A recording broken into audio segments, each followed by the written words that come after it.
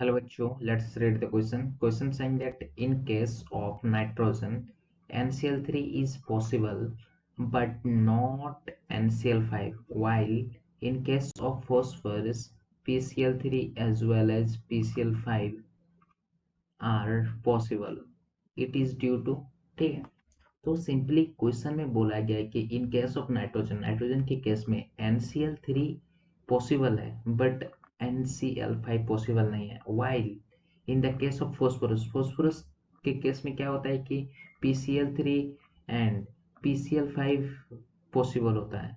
इसका रीजन क्या है? तो यहाँ पे चार ऑप्शन दिया हुआ है, ठीक है। इन चारों ऑप्शन में से हम लोग को एक ऑप्शन जो सही है वो उसको बताना पड़ेगा, ठीक है। चलिए हम लोग we will first discuss about the key concept. Key concept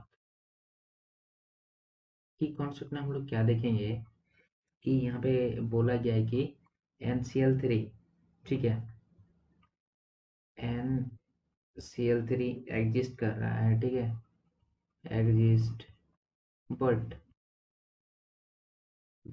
NCl5 does not exist, does not exist, whereas whereas PCl5 exist, PCl5 exist, ठीक है।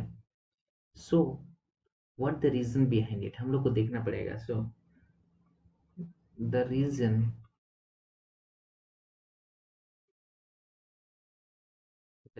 Behind it,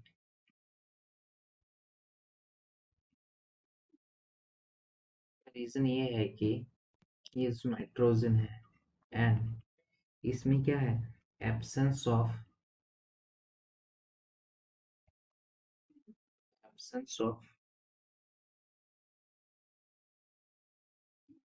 vacant d orbital, ठीक है। नाइट्रोजन में क्या होता है, absence of vacant d orbital होता है। और फॉस्फोरस में क्या होता है कि presence of, presence of D orbital, ठीक है। इसमें प्रेजेंट रहता है, ठीक है। इसीलिए इसमें क्या होता है, फॉस्फोरस में PSL3 एंड PSL5 पॉसिबल होता है, ठीक है। तो मेन रीजन नहीं है। तो देखा जाए तो कौन सा ऑप्शन सही है अभी देखेंगे। ऑप्शन ए में बोला गया कि availability of vacant d orbital in P but not in N, so that means option A is right, ठीक है। Option A is right.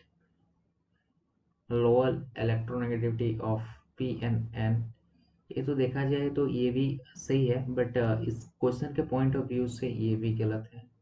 Lower tendency of H bond formation in P and L, ऐसे देखा जाए सही है but question के हिसाब से ये भी गलत है। occurrence of P in the solid while N in gaseous state at room temperature, according to question ये भी सही है बट अकॉर्डिंग टू क्वेश्चन ये गलत है बट देखा जाए तो ऐसे सही है। सो our main option is option A, that means option A is right. Hope you have got this. Thank you.